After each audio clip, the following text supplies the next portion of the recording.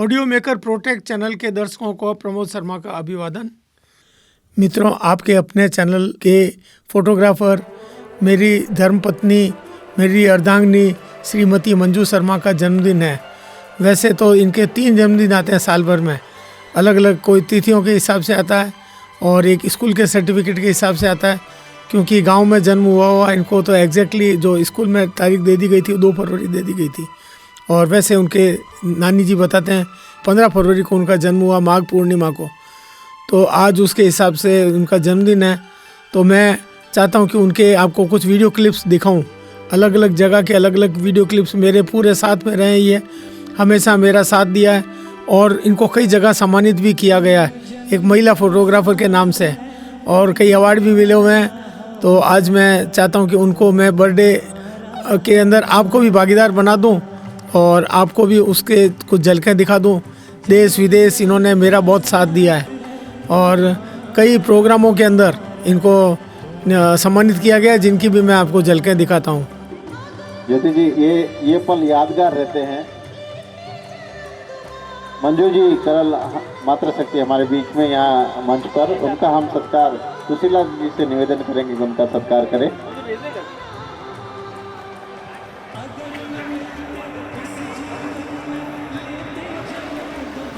वर और वधु पक्ष के पिताश्री यहाँ पधारे। उससे पहले मैं विश्वकर्मा मित्र मंडल अगर यहाँ पर है तो पहले जल्दी यहाँ मंच पर पहुँचे। विश्वकर्मा मित्र मंडल, मेरा पुनः निवेदन है कि विश्वकर्मा मित्र मंडल की टीम जल्द से जल्द मंच पर पधारे। मैं आपको खास तौर से बताना चाहूँगा, जहाँ हमारे वीडियोग्राफी का जहाँ काम एक मिक्सर के रूप में जहाँ काम है, दुनिया में अपना नाम रखते हैं, इंटरनेशनल लेवल की मिक्सिंग करने की एक बहुत बड़ी शख्सियत हमारे साथ है। एक बार जोरदार तालियां प्रमोद जी शर्मा साहब के लिए, जो पिछले 40 वर्षों से अधिक हो गए और इस क्षेत्र में अपना काम कर रहे हैं और आज हमारे इस कार्यक्रम के अंदर अपनी निःशुल्क सेवाएं, क्योंकि जोधपुर स्थापना दिवस पर जब जोधपुर की बात आती है तो इन्होंने कहा कि मैं आऊंगा और अपने सारे कार्यक्रम छोड़ करके आऊंगा और आप अपनी श्रीमती जी के साथ, मैं नाम तो नहीं जानता, मंजू जी शर्मा के लिए भी जोरदार तालियां, क्योंकि ये बिल्कुल इनके साथ भागीदार होकर के, जहां स्वरसुधा के कार्यक्रमों की बात आती है, पाकिस्तान की रेशमा की बात आती है, लता मंगेशकर जी की बात आती है, हर वो गीत जो उनके लिए भी आश्चर्य बन जाता था, मांगते थे कि साहब ये गीत मुझे दे दो, ऐसी प्रस्तुति इनके साथ मिक्सिंग करके जैसे देते थे। क्योंकि रिहर्सल के समय जो गीत बनते थे, उन गीतों की रिकॉर्डिंग न तो उनके पास होती थी, न आसानी से कहीं मिल पाती थी। उन रिकॉर्डिंग से मिक्सिंग करके जो नाम जोधपुर का इन्होंने किया, एक बार जोरदार तालियां प्रमोद जी और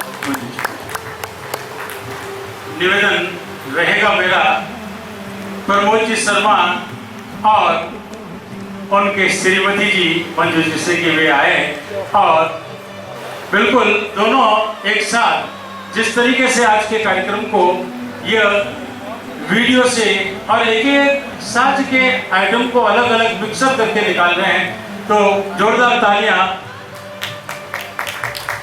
बहुत बड़ा स्टूडियो राजस्थान में इतना बड़ा नहीं है, लेकिन इन्होंने कहा कि जोधपुर स्थापना दिवस के अवसर पर हम आपके लिए इस बार काम करेंगे और दोनों पति पत्नी आए और हमारे लिए अमूल्य समय निकाला। जोरदार तालियों से आपका स्वागत और अभिनंदन।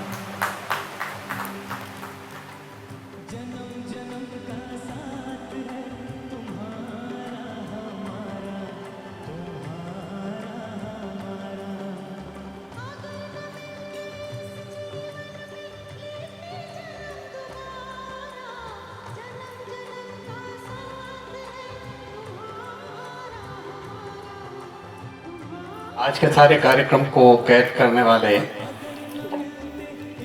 भाई प्रमोद शर्मा,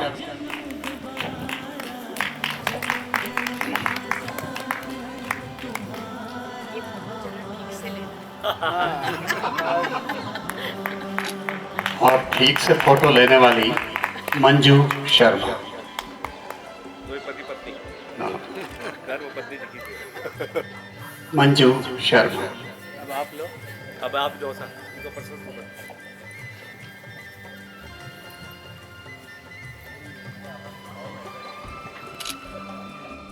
खट्टे मीठे अनुभव सबको होते रहते हैं, तरह तरह के होते रहते हैं। ऐसा घर शायद ही हो जहाँ पे कुछ ना कुछ खट्टा मीठा ना होता हो। तो हमारे जीवन में भी कई उथल पुथल आए, कई तरह के रहे, और कभी कभी अनबनी भी हो गई है, लेकिन वो तो क्षणिक होती है। जैसे दूध में उफान आता है, थोड़ी देर में ठंडा हो जाता है, मक्खन भी पिघल जाता है, वापस जम भी जाता है। तो ये सुख दुख जैसे सूरज छुपता है बादलों में, वापस निकल जाता है, अंधेरा आ जाता है, वापस सुबह हो जाती है, इस ढंग से चलता रहता है। तो हमारे जीवन में बहुत अच्छा चला है। कुछ वीडियो मेरे गुम गए, यहाँ पे पानी आने के कारण ख़राब हो गए, उसके कारण वो गुम गए, मान लिए। हार्ड डिस्क ख़राब हो गई मेरी, कुछ वीडियो कैसेटें थी वो ख़राब हो गई, सीडियाँ ख़राब हो गई। तो जो उपलब्ध है झलकियाँ वो मैं आपको दिखा रहा हूँ। विंटेज जंगल को भी शूट करने में इन्होंने मेरी काफ़ी मदद की है, वो कुछ झलकियाँ भी दिखा रहा हूँ मैं आपको। ये है विंटेज जंगल थाईलैंड का।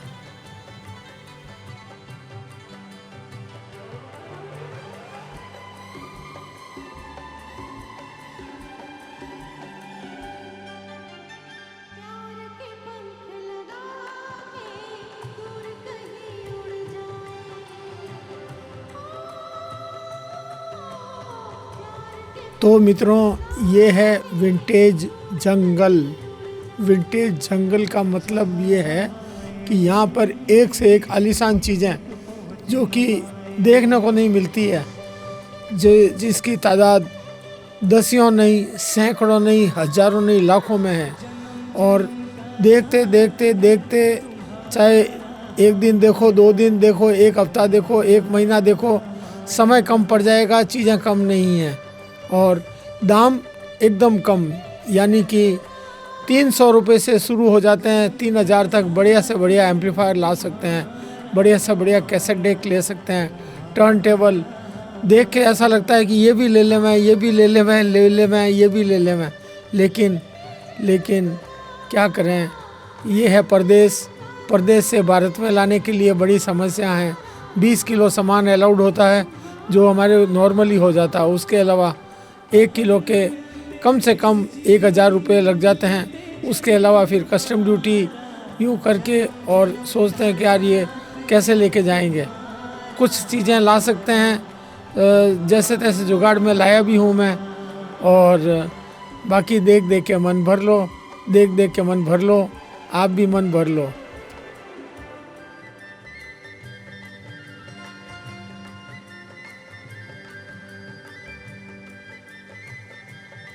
यहाँ पहुँचना भी आसान नहीं है। शहर से करीबन 30-35 किलोमीटर दूर, और 3 ट्रेनें चेंज करके हम गए। पूछते पूछते, ढूंढते, यानी कि हमारे को 2 दिन तो ढूंढने में लग गए, क्योंकि भाषा को जानकारी नहीं है किसी को।